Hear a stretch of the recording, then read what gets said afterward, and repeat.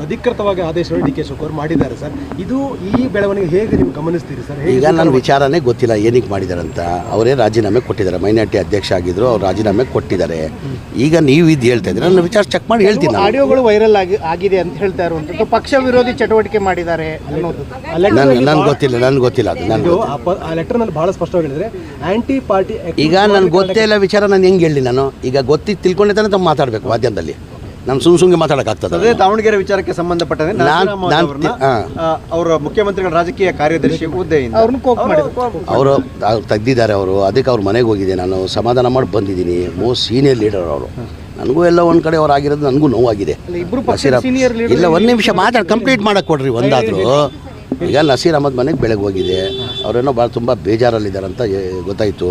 ಹಾಗಾಗಿ ಹೋಗಿ ಅವ್ರಿಗೆ ಮಾತಾಡ್ಕೊಂಡು ಬಂದಿದ್ದೀನಿ, ಧೈರ್ಯ ಹಾಕ್ಕೊಂಡು ಬಂದಿದ್ದೀನಿ. ಅವ್ರು ತಮಗೆಲ್ಲ ಗೊತ್ತಿದ್ದು ಇವತ್ತಿಂದೆಲ್ಲ ಭಾಳ ವರ್ಷದಿಂದ ಮೋಸ್ಟ್ ಸೀನಿಯರ್ ಅವರು.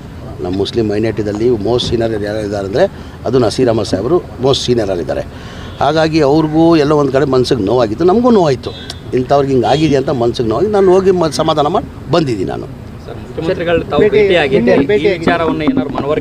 ಇಲ್ಲ, ತಮ್ಮ ವಿರುದ್ಧನೂ ಕೂಡ ಒಂದಷ್ಟು ಅಲಿಗೇಷನ್ ಬಂದಿತ್ತು ಸರ್. ಯಾವುದು ಏನಂತ? ದಾವಣಗೆರೆಯಲ್ಲಿ ಪ್ರಚಾರಕ್ಕೆ ಹೋಗಲಿಲ್ಲ.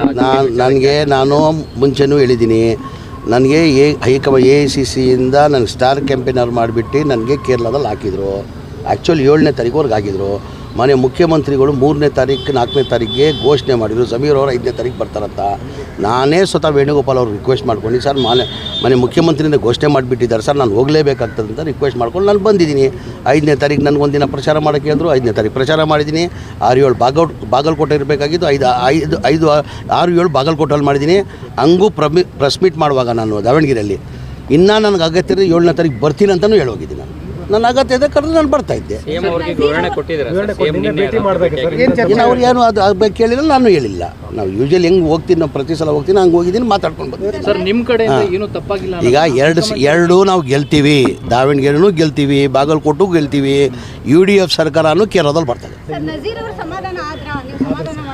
ಸಮಾಧಾನ ಮಾಡಿದ್ದೀನಿ. ನನಗೆ ಹೇಳೋಷ್ಟು ಅವನು ದೊಡ್ಡವರು, ಮೋಸ್ಟ್ ಸೀನಿಯರ್ ಅವರು. ನಾನು ಭಾಳ ಅವ್ರ ಮುಂದೆ ಭಾಳ ಸಣ್ಣವನಾಗ್ತೀನಿ. ನಾನು ಹೇಳಿದ್ದೀನಿ ಇಂತೆಲ್ಲ ರಾಜಕೀಯದಲ್ಲಿ ಆಗೋದು ಸಹಜ ಸರ್, ಸ್ವಲ್ಪ ದಯಮಾಡಿ ಧೈರ್ಯವಾಗಿರಿ ನೀವು ಅಂತ ಹೇಳ್ಬಿಟ್ಟು ಧೈರ್ಯ ತುಂಬ ಬಂದಿದ್ದೀನಿ ನಾನು. ಯಾಕೆ ಸರ್ ಪಾರ್ಟಿ ಒಳಗಡೆ ಈ ಥರದ ಆಕ್ಟಿವಿಟಿ ಸರ್?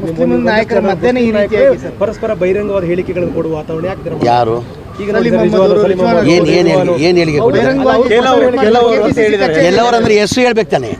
ನಾನು ಇಂಥವ್ರು ಅಂತ ನಾನು ಹೇಳ್ತೀನಿ. ನಾನು ಹೇಳ್ಬೇಕಾದ್ರೆ ನಾನು ಹೇಳ್ತೀನಿ ಇಂಥವ್ರು ಸುಖೇಶ್ ಹಿಂಗೆ ಮಾಡಿದ್ದಾರೆ, ಹಿಂಗೆ ಇವ್ರು ಮಾಡಿದ್ದಾರೆ, ಹಂಗೆ ಇವ್ರು ಮಲ್ಲಿಕಾರ್ಜುನ ಹಿಂಗೆ ಮಾಡಿದ್ದಾರೆ ಹೇಳ್ಬೇಕು ತಾನೆ. ಯಾರಂತ ಹೇಳಿದ್ದಾರೆ ಅವರು? ಯಾರಂತನೂ ಹೆಸರು ಹೇಳಿಲ್ಲ. ಹೆಸರು ಹೇಳಕ್ಕೆ ಹೇಳಿ, ಹೆಸರು ಯಾರ್ದು ಹೇಳಿಲ್ಲ ಅವರು. ಸರ್, ಯಾರಾದರೂ ತಪ್ಪು ಗ್ರಹಿಕೆ ಆಗೋ ಥರ ಅಲ್ಲಿ ಮಾಹಿತಿ ಕೊಟ್ಟಿದ್ದಾರೆ. ಈಗ ಒಂದೇ ಸಲ ನಾನು ಹೇಳೋದು, 2 ದಾವಣಗೆರೆ ನಾವು ಗೆಲ್ತೀವಿ. 4ನೇ ತಾರೀಕು ರಿಸಲ್ಟ್ ಕಾಯಿರಿ. ಹೆಚ್ಚಿನ ಮತದಲ್ಲಿ ಲೀಡಲ್ಲಿ ನಾವು ಗೆಲ್ತೀವಿ. ದಾವಣಗೆರೆನೂ ಗೆಲ್ತೀವಿ, ಬಾಗಲಕೋಟೆಲ್ಲೂ ಗೆಲ್ತೀವಿ. ಶಿಸ್ತು ಮುಖ್ಯ ಅಂತ ಡಿ ಕೆ ಶಿವಕುಮಾರ್ ಅವರು. ಹೌದು, ಅದೇ ಶಿಸ್ತನ್ನ ಪಾಲಿಸ್ತಾ ಇರೋದು ನಾವು. ಈಗ ನನಗೆ ಜವಾಬ್ದಾರಿ ಏನೇನು ಕೊಟ್ಟರು ಪಕ್ಷದ ವತಿಯಿಂದ, ನಾನು ಎಲ್ಲೋ ಮೋಜು ಮಸ್ತಿ ಮಾಡೋಕ್ಕೆ ಕೇರಳಕ್ಕೆ ಹೋಗಲಿಲ್ಲ. ನನಗೆ ಜವಾಬ್ದಾರಿ ಸ್ಟಾರ್ ಕ್ಯಾಂಪೇನ್ ಆಗಿಬಿಟ್ಟು ಕೇರಳ ಜವಾಬ್ದಾರಿ ಕೊಟ್ಟಿದ್ದರು. ಅದು 8 ಡಿಸ್ಟಿಕ್ ಕೊಟ್ಟಿದ್ದರು. 8 ಡಿಸ್ಟಿಕ್ ಕೊಟ್ಟಿದ್ದರು. ನನಗೆ ಆ್ಯಕ್ಚುಲಿ 7ನೇ ತಾರೀಕುವರೆಗೂ ಇತ್ತು. ನನ್ನ ಮನೆ ಮುಖ್ಯಮಂತ್ರಿ ಘೋಷಣೆ ಮಾಡಿಬಿಟ್ಟಿದ್ದಾರೆ ಅಂತ ಹೇಳ್ಬಿಟ್ಟು ನಾನು ಏನು ಮಾಡಿದೆ, 5ನೇ ತಾರೀಕು ವೇಣುಗೋಪಾಲ್ ಅವರು ಕೇಳ್ಕೊಂಡು ಬಂದೆ. ಅದಕ್ಕಿಂತ ಮುಂಚೆ ಮನೆ ಮುಖ್ಯಮಂತ್ರಿಗಳು ಫೋನ್ ಮಾಡಿದ್ರು ನನಗೆ, 30ನೇ ತಾರೀಕು 31 ಬಾಗಲಕೋಟೆ ಮಾಡಬೇಕು, 1-2 ದಾವಣಗೆರೆ ಮಾಡಬೇಕು, ನೀನು 29ನೇ ತಾರೀಕು ನೈಟೇ ಹೊಡ್ಬಾ ಅಂತ.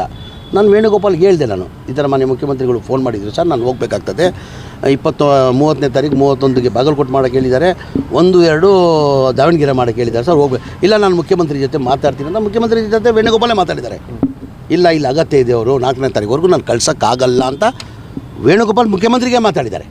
ನಾನು ಯಾವ ಕೆಲಸ ಮಾಡ್ತಾಯಿದ್ದು? ಈಗ ಹೈಕಮಾಂಡ್ ಕೆಲಸ ತಾನೆ. ನಾನು ಕೇರಳದಲ್ಲಿ ನಾನೇನು ಮೋಜು ಮಸ್ತಿ ಮಾಡ್ಕೊಂಡಿದ್ನಾ? ನಾನು ಮಾಡಿದ್ದು ಪಾರ್ಟಿ ಕೆಲಸನೇ ಮಾಡಿರೋದು. ನನ್ನ ಜವಾಬ್ದಾರಿ ಕೊಟ್ಟರು 5ನೇ ತಾರೀಕು ಮಾಡಿ ಅಂದ 5ನೇ ತಾರೀಕು ಬಂದಿದ್ದೀನಿ. 6-7 ಬಾಗಲಕೋಟೆ ಅಂದರು, ಬಾಗಲಕೋಟಲ್ಲಿ ಮಾಡಿದ್ದೀನಿ. ಅಗತ್ಯ ದಾವಣಗೆರೆಯಲ್ಲಿ ಇದ್ದರೆ 7ನೇ ತಾರೀಕು ಬರ್ತೀನಿ ಅಂತ ಹೇಳಿದ್ದೀನಿ. ಕರೆದಿದ್ರೆ ನಾನು ಬರ್ತಾ ಇದ್ದೆ. ತಾವು ಮೈನಾರಿಟಿ ಲೀಡರ್ ಅನ್ನೋ ಕಾರಣಕ್ಕೆ ತಮ್ಮನ್ನ ಕೇರಳಕ್ಕೂ ಕರೀತಾರೆ, ದಾವಣಗೆರೆಗೂ ಕರೀತಾರೆ, ಬಾಗಲಕೋಟೆ ಕರೀತಾರೆ.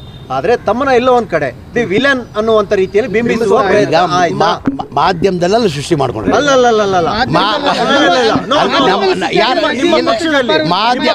ಆಂತರಿಕ ವಲಯದಲ್ಲಿ ಎಲ್ಲ ಒಂದು ಕಡೆ ನನ್ನ ಹೆಸರು ಯಾರನ್ನ ತೋರಿಸಿ. ಈಗ ಎಲ್ಲನ ಒಂದು ಕಡೆ ಎಲ್ಲನ ಒಂದು ಕಡೆ ಈಗ ನಾನು ಒಬ್ಬನೇನಾ ಕಾಂಗ್ರೆಸ್ಸಲ್ಲಿ ಅಲ್ಲ ನೀವು ಇಲ್ಲ ಒಂದು ನಿಮಿಷ ಕಾಂಗ್ರೆಸ್ ಕಾಂಗ್ರೆಸ್ಸಲ್ಲಿ ಭಾಳ ನಾನು ಭಾಳ ಸಣ್ಣವನಾಗ್ತೀನಿ ಕಾಂಗ್ರೆಸ್ಸಲ್ಲಿ ಕೇಳಿ ಸರ್ ನಾನು ಕಾಂಗ್ರೆಸ್ಸಲ್ಲಿ ಭಾಳ ಸಣ್ಣವನಾಗಿದ್ದೀನಿ ನಾನು ನೆನ್ನೆನೂ ಹೇಳಿದ್ದೀನಿ ನಾನು ಒಬ್ಬ ಮುಖಂಡ ಅಲ್ಲ ನಾನು ಲೀಡರ್ ಆಗೋಕ್ಕೆ ಗೊತ್ತಿಲ್ಲ ಕಾಂಗ್ರೆಸ್ ಪಕ್ಷದ ಸಾಮಾನ್ಯ ಕಾರ್ಯಕರ್ತ ನಾನು ಒಬ್ಬ ಸಮಾಜ ಸೇವಕ ಬರೀ ಮುಸ್ಲಿಂ ಸಮಾಜ ಅಲ್ಲ ಎಲ್ಲ ಬಡವ್ರ ವರ್ಗ ಯಾರ ಜಾತಿ ಎಲ್ಲರ ಪರ ನಾನು ಒಂದೇ ಸಮಾಜಕ್ಕೆ ಸೀಮಿತ ಇಲ್ಲ ಒಂದೇ ಸಮಾಜಕ್ಕೆ ಸೀಮಿತ ಇಲ್ಲ ನಂದು ನಾನು ಹೇಳೋದು ನೀವು ಅನ್ಬೋದು ನಾನು ಹಂಗಿಲ್ಲ ನಾನು ಒಂದು ನಿಮಿಷ ಭಾಳ ಸತಿ ಹೇಳಿದ್ದೀನಿ ಸುಖೇಶ್ ಅವರೇ ನಾನು ಭಾಳ ಸತಿ ಹೇಳಿದ್ದೀನಿ ನಾನು ರಾಜಕೀಯಕ್ಕೆ ಬಂದಾದಮೇಲೆ ಜಾತಿ ಮಾಡಬಾರ್ದು ನೀವು ಜಾತಿ ಮಾಡೋಂಗಿದ್ರೆ ದಯಮಾಡಿ ಮನೇಲಿ ಕೂತ್ಕೊಂಡು ಜಾತಿ ಮಾಡಿ ರಾಜಕೀಯಕ್ಕೆ ಬಂದಾದಮೇಲೆ ಜಾತಿ ಮಾಡ್ಕೊಂಡು ಏನಕ್ಕಂದರೆ ಲಕ್ಷಾಂತರ ಜನ ನಮ್ಮನ್ನ ನಂಬಿರ್ತಾರೆ ನಾವೇನಾರು ಆ ಥರ ಜಾತಿ ಮಾಡಿದ್ರೆ ನಮ್ಮ ಮಕ್ಳಿಗೂ ಒಳ್ಳೇದಾಗಲ್ಲ ನಮಗೂ ಒಳ್ಳೇದಾಗಲ್ಲ ಎಲ್ಲ ಹುಳ ಬಿಸಾಯ್ತೀವಿ ಸರ್ ನಿಮಗೆ ನೀವು ಒಂದು ಸಮುದಾಯದ ನಾಯಕ ಅಂತ ಅನ್ನೋದು ಒಂದು ಸಮುದಾಯ ನೋಡ್ಬೋದು ಅಥವಾ ಒಂದು ರಾಜಕೀಯ ದೃಷ್ಟಿಕೋನ ನೀವು ವೈಯಕ್ತಿಕವಾಗಿ ಎಲ್ಲರ ಜೊತೆ ಚೆನ್ನಾಗಿರ್ಬೋದು ಅಥವಾ ನೀವು ಎಲ್ಲರಿಗೂ ನಾಯಕ ಆಗಿರ್ಬೋದು ಆದರೆ ತಮ್ಮನಲ್ಲಿ ಬಿಂಬಿಸುವಾಗ ಸಮುದಾಯದ ಹಿತ ಕಾಯಕ್ಕೆ ನಿಲ್ಲಿಲ್ಲ ಎಲ್ಲೋ ಗೊಂದಲ ಮಾಡಿದ್ರು ಅನ್ನೋ ರೀತಿ ಪರೋಕ್ಷವಾಗಿ ತಮ್ಮ ಹೆಸರುಗಳು ಪ್ರಸ್ತಾಪ ಈಗ ಆಯ್ತು.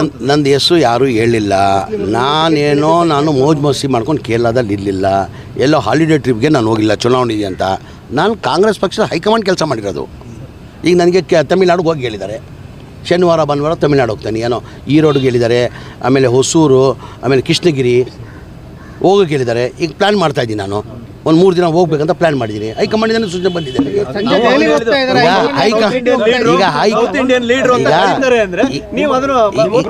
ಈಗ ನಾನೇನೋ ಎಲ್ಲನ ಅಪ್ಸ್ಟ್ಯಾಂಡಿಂಗ್ ಆಗಿ ಎಲ್ಲನ ಬೇರೆ ಕಡೆ ಹೋಗಿ ನಾನು ಹಾಲಿಡೇ ಟೂರ್ ಹೋಗಿದ್ರೆ ಬೇಕಂತ ಹೋಗೋರು ಅಂತ ತಪ್ಪಂತ ಹೇಳ್ಬೋದು ನಾನು ಪಾರ್ಟಿ ಕೆಲಸ ಹಗ್ಲು ರಾತ್ರಿ ಅದನ್ನು ಗೊತ್ತಲ್ಲ ಆ ಬಿಸಿಲಲ್ಲಿ ನಂಬ್ತಿರೋ ಬಿಡ್ತಿರೋ ನಾನು ಕೇರಳದಲ್ಲಿ ಪ್ರತಿದಿನ 350 400 ಕಿಲೋಮೀಟರ್ ಟ್ರಾವೆಲ್ ಮಾಡಿದ್ದೀನಿ 10 days ಡೈಲಿ ರಾತ್ರಿ 2:30-3 ಗಂಟೆ ಮಲಗ್ತಾ ಇದ್ದೆ ನಾನು ಬೆಳಗ್ಗೆ 8 ಗಂಟೆ ರೆಡಿ ಆಗಿರ್ತಾ ಇದ್ದೆ ಪಕ್ಷದ ಕೆಲಸ ಮಾಡಿರೋದ್ರಿಂದ ನಾನು